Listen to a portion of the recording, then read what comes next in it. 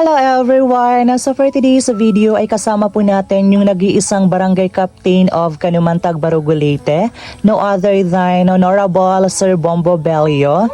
Samahan niyo kami today para magbigay ng good vibes at kasiyahan para sa mga kabataan po natin, especially dito sa Barugo, Leyte. Kasi out of 37 barangays, isa-isa niya pong mabibigyan ng serbisyo yung mga kabataan po natin dito sa Barugo sa pamamagitan po ng kanyang plataforma. And we are so lucky na masisimulan po ito dito sa aming barangay. Kaya let's go everyone! Wow! And by the way, Sir Bombo Belio, ano po yung naging inspirasyon mo kung bakit ginagawa mo yung plataforma na ito bilang yung pagpapakain ng mga kabataan po natin nowadays? Ako, na-eskwela ko elementary na waray ako pamamahaw, na-eskwela lang ako, tutod nga, anamon kawarayan.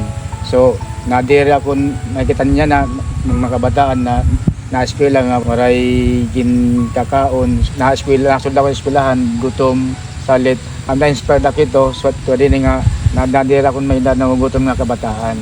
Salit yan na, ang ginbubuhat ko, so para waray magutom, pinapakaon ko mga kabataan para mag-focus sila pag-eskwela.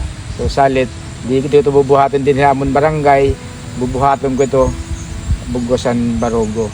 Ayan guys, grabe po talaga. Isa kang inspirasyon sa lahat ng mga viewers po natin out there. At saka, I know po talaga and I believe na maraming kabataan yung mababago yung buhay nila just because of you. Just because of your platform, sir. Kaya sa mga viewers natin out there, especially sa lahat ng mga kabataan nowadays na huwag po natin sasayangin yung mga ganitong pagkakataon. Especially yung mga taong may mga mabubuting puso, iniaalin nila yung kanilang mga naging karanasan noon na hindi na mangyari sa atin ngayon, sa kasalukuyan. Kaya God bless us all and maraming salamat po talaga. Thank you, sir. Thank you.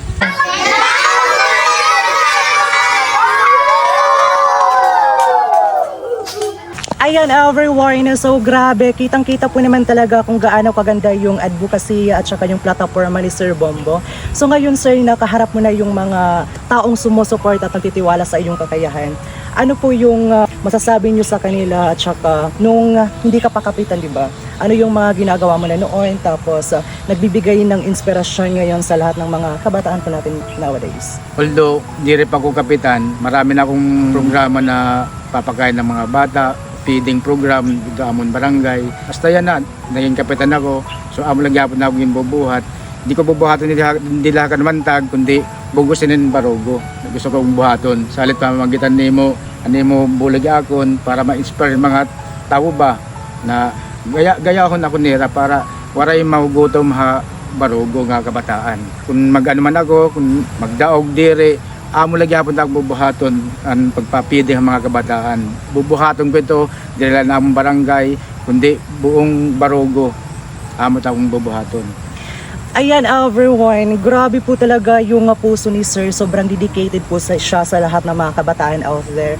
Kaya nararapat din po lamang na pagpalain ka pa ng ating Panginoon para mas marami pang kabataan yung mabigyan natin ng pag-asa, especially yung mga kabataan na pinagkaitan ng pagkakataon at saka yung mga kabataan na salat sa mga oportunidad natin sa buhay.